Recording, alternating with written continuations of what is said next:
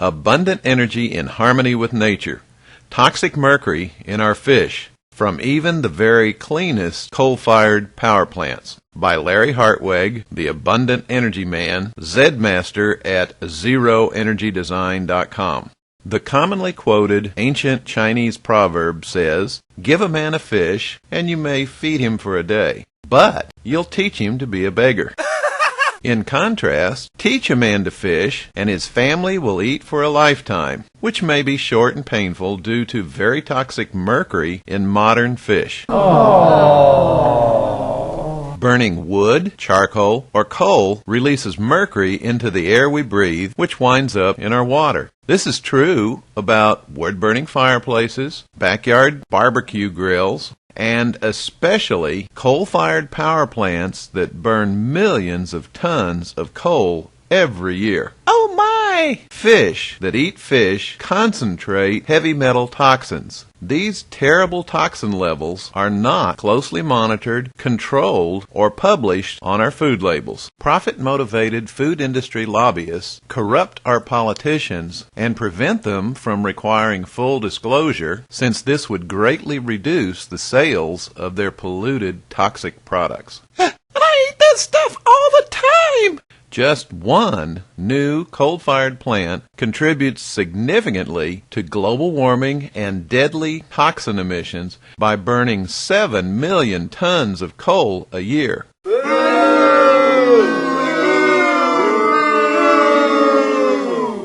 Even the very cleanest IGCC, integrated gasification combined cycle, coal technology plants emit about the same amount of mercury as existing conventional dirty coal plants. The long-term healthcare costs of burning deadly coal are far too high.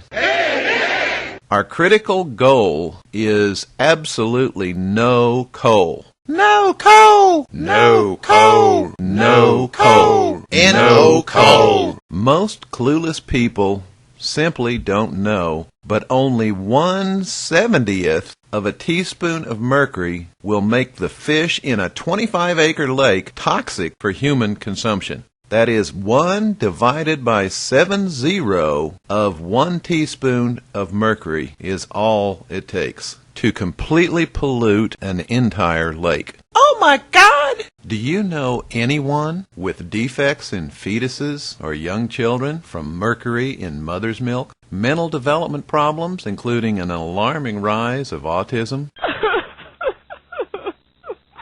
Loss of motor skills, kidney failure, blurred vision, numbness in the arms and legs, loss of hearing, slurred speech. All of these things are statistically linked to toxic mercury, chemical symbol Hg. Mercury is produced mostly from burning coal. No coal! No coal! No coal! No coal! Did you know that inefficient buildings consume 70% of the electricity that's consumed in the United States? And that 80% of building energy is wasted uselessly on inefficient building design, poorly designed conventional heating and cooling systems, and 90% of the electricity is wasted on useless heat from incandescent light bulbs? All of these things cause extremely expensive healthcare problems.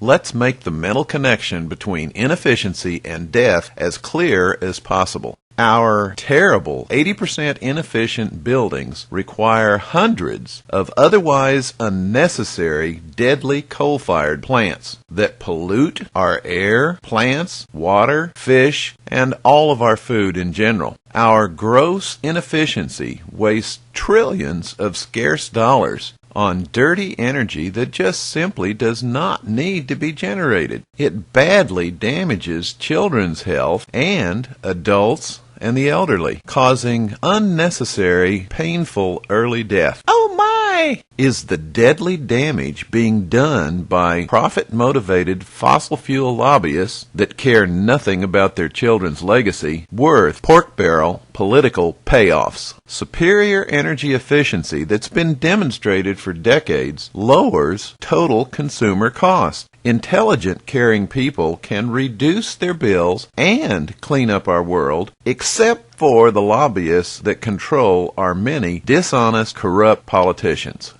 Help us all fund an energy man. Some Republicans and Democrats agree that we must reduce terribly toxic mercury emissions. George H.W. Bush, President 41, and Bill Clinton, President 42, both signed Clean Air Act bill provisions that reduced mercury emissions. When George W. Bush debated Al Gore before the November 2000 election, Bush just plain lied when he promised to strengthen the Clean Air Act and reduce global warming emissions. Immediately after the Bush administration was installed, former fossil fuel executive Dick Cheney secretly met with coal lobbyists and agreed to relax emission controls. On March 13, 2001, shortly after taking office, George W. Bush, President 43, quietly published a letter where he said, "I do not believe that the government should impose on power plants mandatory emissions reductions."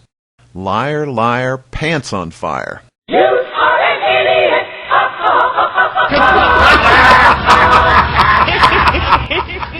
George Bush, 43, submitted legislation to Congress to end the Clean Air Act mercury emission reductions that were made law by Bill Clinton and by his own father, Bush 41. Twice during the Bush 43 first and second term, the Republican-controlled Congress widely rejected this outrageous George Bush mercury emission insanity. In order to meet deadly Dick Cheney's criminal conspiracy commitment to coal industry lobbyist campaign contributions, George Bush ordered his Environmental Protection Agency to find Clean Air Act legal loopholes that allowed him to relax coal-fired mercury emission standards. In direct opposition to majority American opinion and the rulings of Congress. Constitutional scholar Bruce Fine wrote the first article of impeachment against Bill Clinton, who was subsequently impeached for his outlandish criminal perjury, lies to Congress and the grand jury while under oath. Bruce now says that George Bush's crimes are more worrisome than those of Bill Clinton. He is seeking institutionally to cripple checks and balances and the authority of Congress and the judiciary. He told Congress that they have no right to know what he is doing. Congress is invertebrate.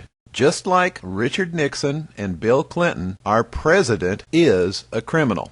Our president is a criminal. Oh my God! Multiple valid lawsuits have been filed against the Bush administration by state governments and others for years of criminal behavior. The New England states plus New York filed a formal action against the Bush EPA for failure to enforce Clean Air Act mercury emission standards. Bush has had a devastating impact on making fish toxic to humans and destroying much of the fishing industry. The Bush administration is obviously not enforcing the Clean Air Act. Criminal lawsuits against Bush escalated to a Supreme Court lawsuit. April 2, 2007, the Supreme Court ruled against the Bush administration EPA. The judges, 4 of whom were appointed by Bush, made it clear that EPA must regulate polluting emissions, including CO2. George Bush has failed to comply with the Supreme Court requirements and mandates of Congress. The lunacy that created today's corruption and inept energy policy will always be insufficient to solve it. The problem was both unsustainable and totally intolerable, but now it's gotten much worse. 3/4 of American voters hate the corruption, but curiously, they still tolerate it. The solution to pervasive corruption will not come from the top down. No presidential candidate in 2008 has a rational plan to eliminate it. Energy efficiency and renewable, sustainable, clean, free energy must begin at the grassroots, with people like you and me. Abundant Energy Man is uniquely prepared to help with all of the answers, as documented on our websites and many videos, but it cannot happen unless you want it for yourselves.